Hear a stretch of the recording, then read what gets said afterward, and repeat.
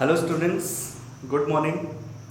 So let us continue with the same topic, chapter number 1, exercise 1.3, as we have done up to 9 question number 9.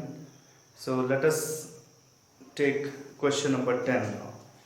So question number 10, let us read it. Let f from x to y be an invertible function. Be an invertible function. Show that f has a unique inverse. f has unique inverse. तो हमारे पास एक function है f from x to y, ये invertible है. हमें ये show करना है कि इट हैज यूनिक इनवर्स. तो यूनिक इनवर्स प्रूव करने के लिए हम यहाँ पे कॉन्ट्राडिक्टरी मेथड यूज करेंगे. सो इसमें हम सपोज कर लेंगे let f has to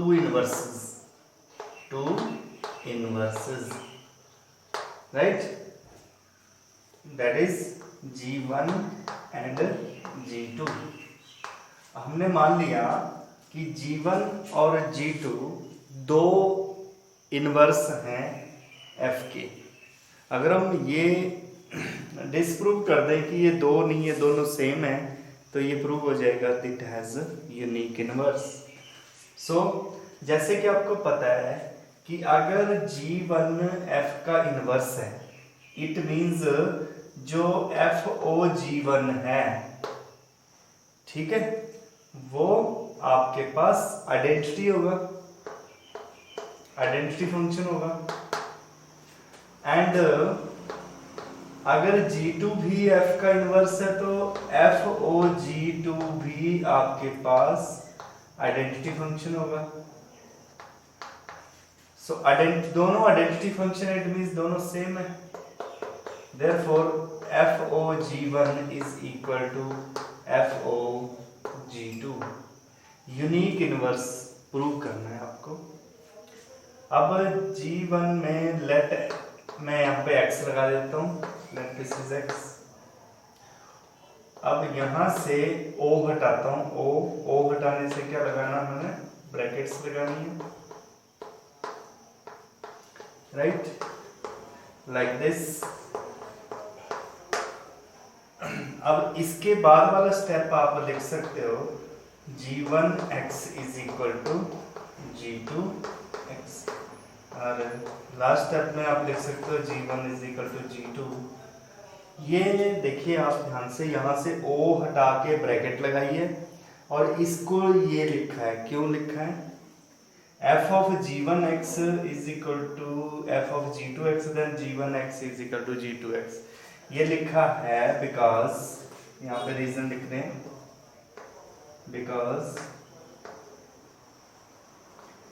f is invertible, right, because f is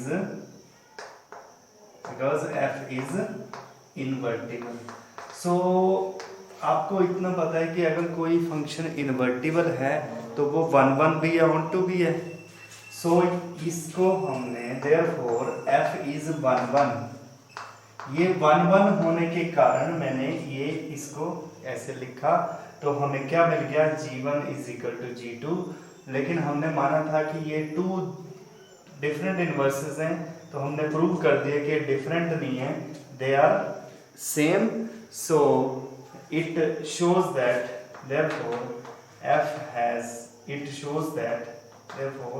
it shows that f has unique inverse. f has a unique inverse. Clear? So f has unique inverse. So this is the proof of this question number 10. So now let us do the question number 11 here. Question number 11 is, try to read this question, try to understand what is that question. The question number 11 is, consider f from 1 to 3 to ABC. Question number 11, f from 1 2 3 2 a b c. This is the function. It is given by f1 is equal to a, f2 is equal to b, and f3 is equal to c. So this is the function which is defined. Find f inverse, right? Find f inverse and show that f inverse is equal to f itself. इसका inverse find करना है. Find F inverse, पहला part है find F inverse. तो आप देखेंगे, मैं इसको ऐसे लिख रहा हूँ, इसको पेयर वाइज एलिमेंट लिख रहा हूँ 1 कॉमा ए, और इसको लिख रहा हूँ 2 कॉमा बी, और इसको लिख रहा हूँ 3 comma c, right? So this is the function f. It is defined. So as this f is 1 1, add on to, so its inverse is, so it is invertible. So it is invertible and its inverse is given by, आपको बताया था inverse अगर ये invertible है तो इसमें pair change हो जाएंगे, a1 b2 and c3. So this is the value of f inverse.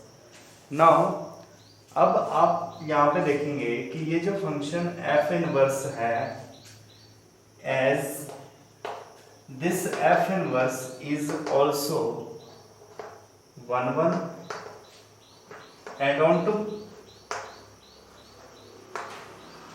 so f inverse, so it is invertible. So तो आप ऐसे लिख सकते हो, so f inverse is invertible. अगर ये invertible है तो जब मैं इसका इनवर्स लिखूंगा, अगेन मैं इसको पेयर को चेंज कर दूंगा, so its inverse is, therefore f inverse of inverse is given by, again this becomes 1a, 2 comma b and 3 comma c, so which is equal to f itself. So which is the, this is the proof of that f inverse of inverse is equal to f itself. Right? So as you know the theorem, if the function is invertible, it means that should be 1 1 and onto function, and vice versa, right? So that's why I am using this concept. This function is 1 1 and onto, so it is invertible, and find the inverse. So as we observe that f inverse of f inverse is equal to f itself, right? Now let us do the next question, question number 12 from the same exercise. Question number 12 is, what is that question? If f from x to y is invertible function, show that the inverse of f inverse is f itself. अच्छा, ये वही same question है, ये general question है, वो इसकी particular example थी पिछला क्वेश्चन. सो यहाँ पे फंक्शन है x to y is invertible. ये क्वेश्चन दिया है कि ये इनवर्टिबल गिवन है, राइट? इनवर्टिबल है, शो करना है कि इसका inverse, show that inverse of f inverse is equal to f. To show that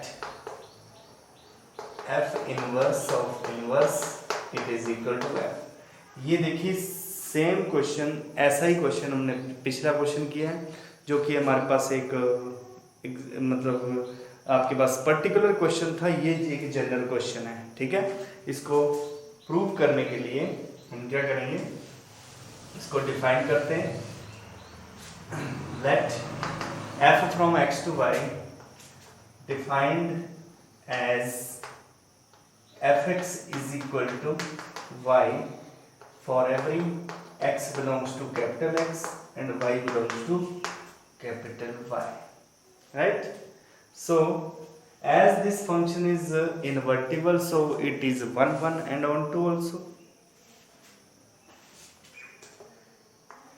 F is invertible, therefore f inverse ये क्या बन जाएगा, ये y2x हो जाएगा और इसमें डिफाइन कैसे हो जाएगा, ये इसका डेफिनेशन बन जाएगी f inverse y it is equal to x, right? f inverse y where y belongs to capital Y and x belongs to x, right? अब हमें ये शो करना है कि ये फंक्शन ये इन्वर्टिबल है, इट मीन्स पहले हम 1 1 प्रूव करेंगे। 1 1 प्रूव करने के लिए हम क्या करेंगे, let y1, y2 belongs to its domain such that f inverse y1 is equal to f inverse y2, right? So जैसे मैं यहाँ पे f inverse y1 is equal to f inverse y2 लिख रहा हूँ, तो मैं इसके बाद वाला स्टेप में f लगा के f इनवर्स y1 लिख सकता हूँ। f ब्रैकेट लगा के क्यों लिख सकता हूँ, because f is 1 1, because it is invertible, so it should be 1 1 also.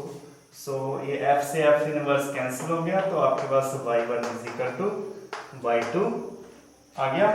Therefore it shows that f inverse is 1 1। देखिए जब भी आपको इन्वर्टिबल प्रूव करना होता है तो आप क्या करते हो, आपने प्रूव करना होता है कि the function is, it should be 1 1 and onto, right? The function should be 1 1 and onto, then it is said to be invertible, clear? अब onto प्रूव करना है, सो onto प्रूव करने के लिए आपको एक सिंपल सी लाइन लिखनी है, for onto for every x there is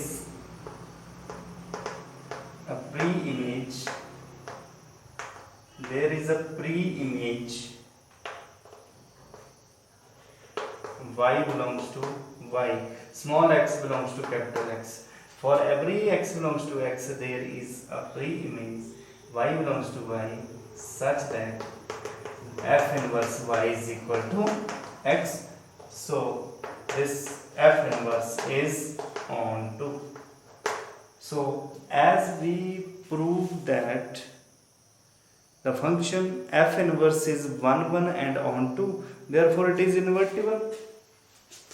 Therefore this is invertible. Therefore f inverse is invertible, and its inverse becomes inverse of inverse is, it is x to y, and it is defined as f inverse of x, it is equal to y. Clear? So from the previous example we observed that therefore f inverse of inverse is equal to f itself. It is proved, right? This is the proof of this theorem कि inverse of f inverse is equal to f itself. Now let us take this next question number 13. The question is, if f from R to R as fx is equal to 3 minus x cube raised to the power 1 by 3, right? Then हमें क्या prove करना है, क्या find करना है, f of f find करना है, f of fx find करना है। इसमें ऑप्शन बताने, कौन सी ऑप्शन इसमें राइट, क्लियर? सो इसमें एफ ओ एफ, जैसे कि आपको पता है this is the composite function, सबसे पहले हम ओ हटाएंगे, यहाँ पे एफ एक्स ब्रैकेट लगा के एफ एक्स लिखेंगे। अब मैं एफ एक्स की वैल्यू फिल करूंगा। एफ एक्स की वैल्यू मेरे पास है 3 minus x cube raise to the power 1/3। Clear. अब ये जो वैल्यू है वो इस x की जगह पे फिल करेंगे, तो आपके पास कितना आ जाएगा, ये आ जाएगा 3 minus bracket 3 minus x cube, मतलब इसका क्यूब करेंगे। Clear. 3 minus x cube power 1/3 whole cube and raise to the power 1/3। So ये 3 से 3 कैंसिल हो गया, आपके पास कितना आ गया यहाँ पे आ गया 3 minus x cube raise to the power 1/3। So 3 से 3 कैंसिल हो गया, तो ये आपके पास x आ गया। सो x इसका राइट आंसर है। So it's correct answer is C part is the right answer. ठीक। So C part is the right answer of this MCQ. C is the right answer because this is the composition of F and F. F O F, O हटाया, bracket लगाया, F x की value fill की, फिर F of F x की value ये आपके पास x आ जाती है, जैसे कि आपने और भी कुछ क्वेश्चंस इस टाइप में किए। Right. So next question is the last question of this exercise, that is question number 14. Question number 14 is, हाँ जी, I am reading that question. Let f from r minus minus 4/3 to r. It is defined as fx is equal to 4x over 3x plus 4. Right? Inverse of f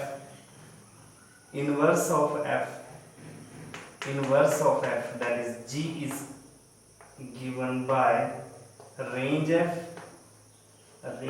f to r minus 4/3 it is given by, मतलब ये आपको find करना है। सो जैसा कि आपको पता है कि f इनवर्स g के बराबर है। ठीक है जी। इसका मतलब हम क्या करेंगे इसमें, तो ये आपको अंडरस्टूड होना चाहिए कि ये फंक्शन इन्वर्टिबल तो है, यानी कि इसका इन्वर्स निकालने के लिए वी कैन सॉल्व दिस, मतलब इसको आपने रिप्लेस करना है। ठीक है जी, इसको रिप्लेस करना है y से। Let y is equal to 4x over 3x plus 4। यहाँ से क्रॉस मल्टीप्लाई करके आपके पास आ जाएगा 3xy plus 4y is equal to 4x. After that we have to find the value of x from this equation. So we have x here 3y minus 4, right, plus 4y is equal to 0. So after simplifying we have this minus 4y over 3y minus 4, and we have this x is equal to 4y upon 4 minus 3y. So this is the value of x, and as you know this is invertible and its inverse is from this range f to this r minus 4/3. So it is understood that the value of x is the inverse of this. So you can say therefore the value of this inverse g of y is equal to 4y over 4 minus 3y. So which one, as you see the right answer is 4y over 4 minus 3y, that is B part is the right answer. B part is the right answer. Clear? So B part is g of y is equal to 4y over 4 minus 3y. So this is the exercise 1.3. So I hope You understand this topic, right? So in next lecture we will do the next topic, means in the next topic is binary operation, but this topic is not in your syllabus, as CBSE stuck off this topic binary operation. So we skip this topic, and next we will proceed. So in next lecture we will do the miscellaneous examples. We'll start the miscellaneous examples. Okay, so thank you.